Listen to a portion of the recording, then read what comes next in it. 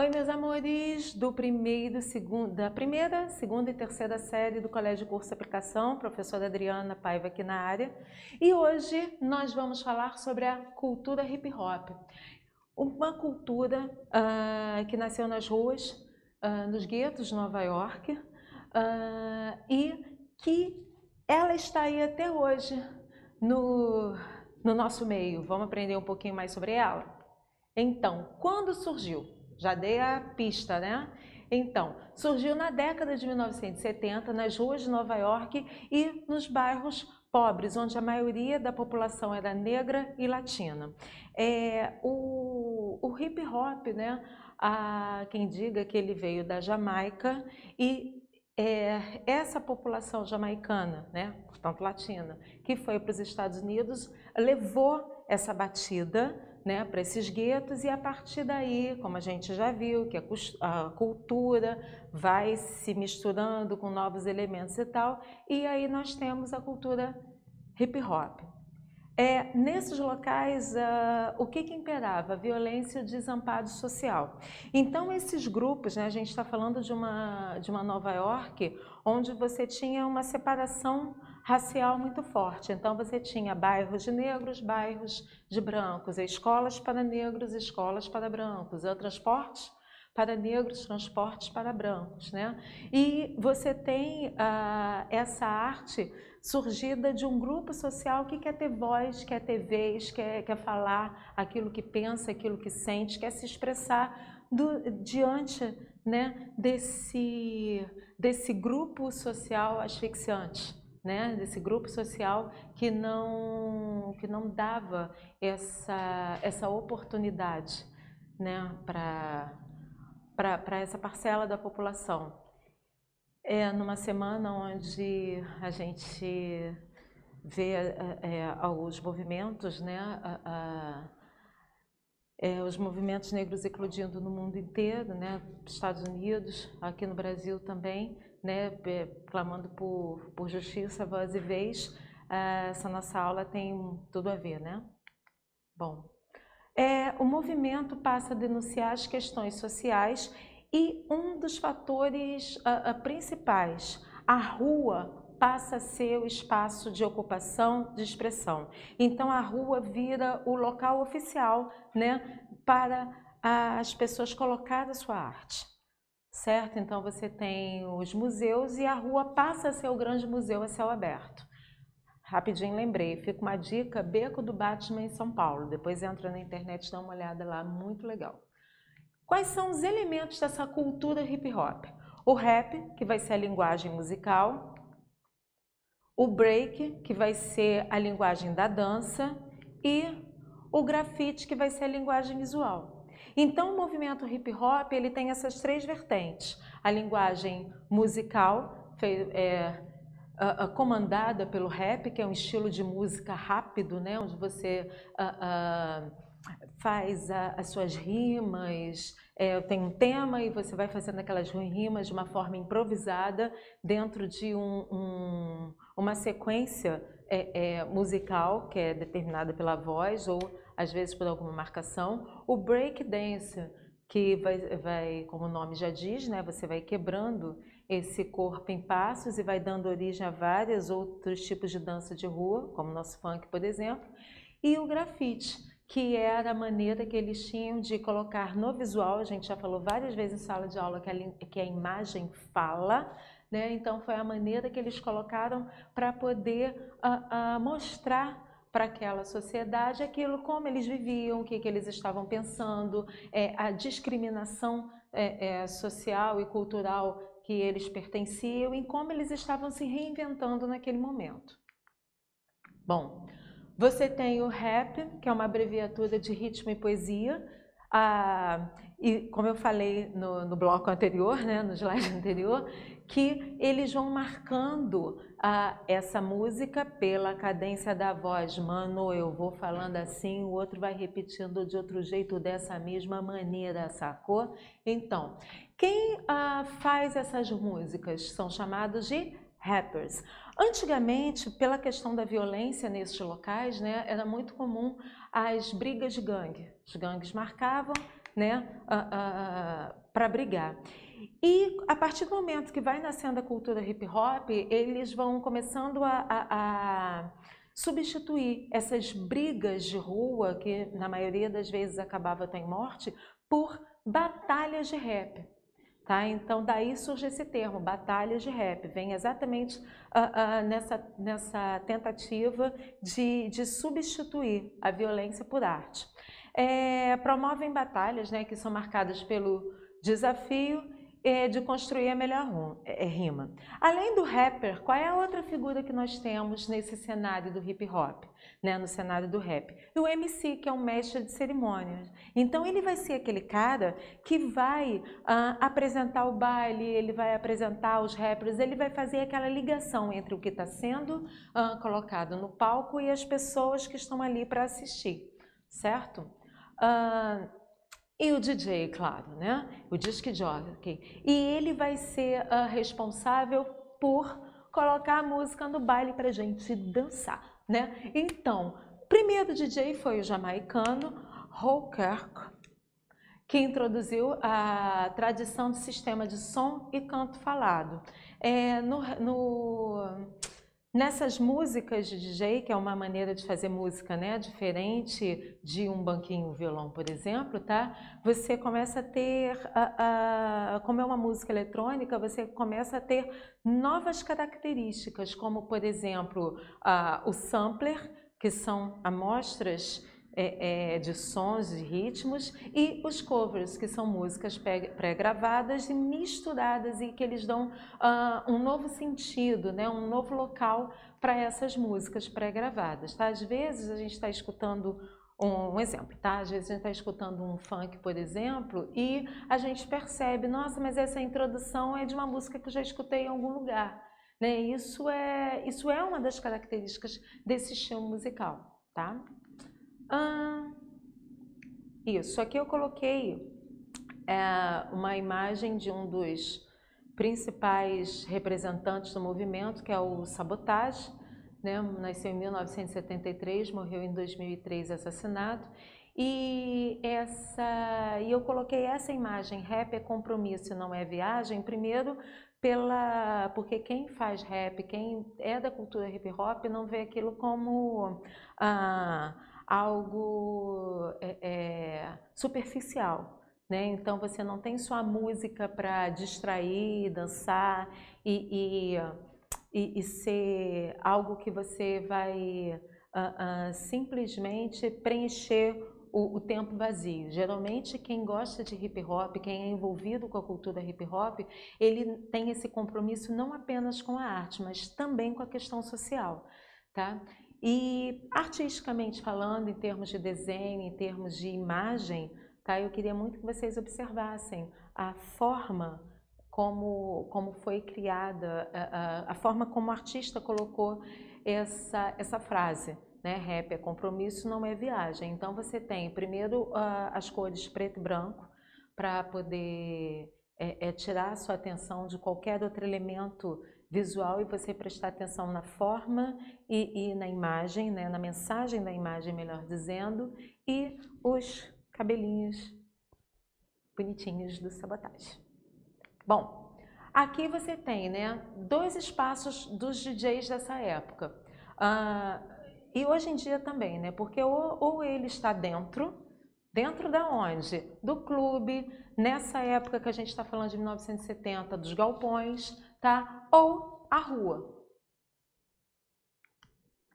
Aqui você tem, eu coloquei aqui 3 imagens de break dance, né? Que é o tipo de dança que você vai desafiar a gravidade, você vai dançar dentro daquele ritmo e colocando o seu corpo para fazer leitura desses pedaços, né, de sons, dessas frases de sons que você tem.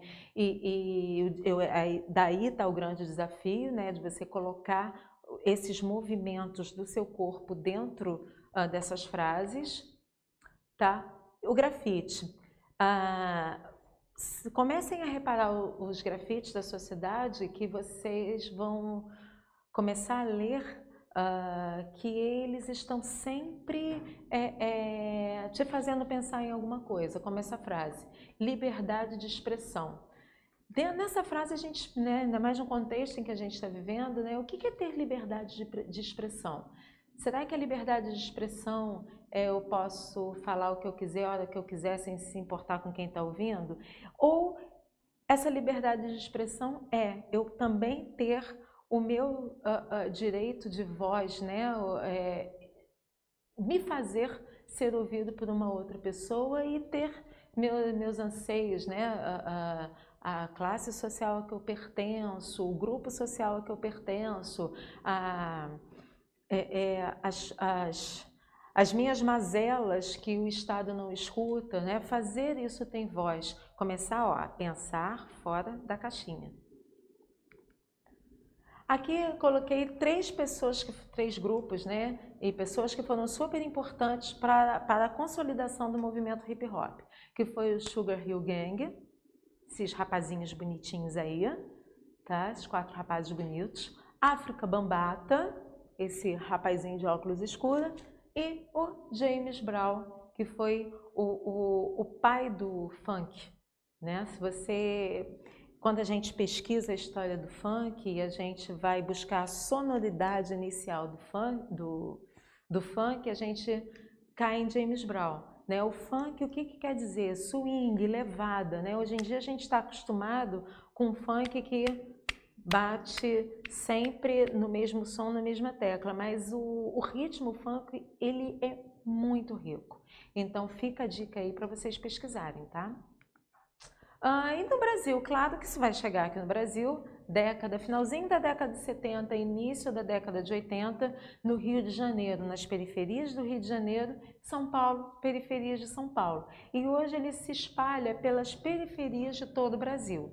Então, 3 pessoas foram super importantes. O DJ Big Boy, esse rapazinho aí que está com fone de ouvido. DJ King Nino, esse rapaz aí que está de boné e óculos, e Nelson Triunfo, que é um grande dançarino de breakdance. Ele que introduziu a dança do break aqui no Brasil, junto com outras pessoas, outros dançarinos também, tá? O Big Boy, ele trabalhava em rádio, né? Se não me engano, uma das rádios que ele trabalhou foi a Rádio Mundial, e ele trazia os sons lá de fora para poder tocar nos bailes, né? Que eram os grandes clubes de bairro. Aqui a gente tem o Clube dos Portugueses na Taquara. Cada bairro tinha o seu clube, onde as pessoas iam para lá no fim de semana e escutar as novidades, né, vindas trazidas por esses DJs, por esses MCs, por essas pessoas que estavam envolvidas com o hip hop. E é claro, como a gente viu nas aulas anteriores, a cultura de massa, a gente está vivendo num tempo onde os meios de comunicação, eles são importantes, eles são divulgadores de cultura, e é claro que essa cultura de massa vai difundir esse movimento, esse estilo, essas lutas, essas reivindicações sociais, e vai levar isso também para a moda, né? A moda, ela é um grande a moda é uma grande catalisadora de tendências e daquilo que a sociedade está fazendo, porque moda é arte também. Então ela, como qualquer outro movimento artístico, pintura, música, dança, escultura e tal, ela também vai absorver essas influências, né? Vai colocar lá no seu liquidificador e vai devolver para a sociedade. Então, quando a gente começa a ver as imagens do hip hop lá na década de 70, quais são as coisas que a gente observa? São as roupas coloridas, as roupas largas, o boné, né? A malha, que é mais barata, substituindo o tecido, os tênis, que são mais baratos hoje em dia, não, né? Mas naquela época era o tipo de calçado bem mais barato, né? Substituindo os sapatos sociais. O cabelo black, porque a gente tem que pensar que ao mesmo tempo que o funk, que o hip hop está acontecendo, você também tem outros movimentos acontecendo paralelo. Você tem o movimento Flower Power, você tem o movimento Black is Beautiful, você tem o rock acontecendo. Então esse jovem que vai viver o estilo hip hop, os negros latino-americanos, né, os negros das periferias das grandes cidades, eles começam a se empoderar, ou seja, eu não tenho que me vestir mais como a sociedade deseja que eu me vista. O meu cabelo é black, ok, eu vou assumir meu cabelo black, né? A minha cultura, né, meus ancestrais afros trouxeram a batida que a gente percebe no hip hop, a questão do gingado na dança que a gente percebe no break também, né, com uma outra leitura, de uma outra forma, e eu vou incorporar isso no meu visual, na minha apresentação para o outro. Tá? Eu vou me afirmar para o outro através daquilo que eu me visto, certo? E uma outra coisa muito comum também no visual hip hop da década de 70 que a gente observa até os dias de hoje é a questão da sobreposição. É uma roupa em cima da outra. Nessa menina aí, a Rosinha, né?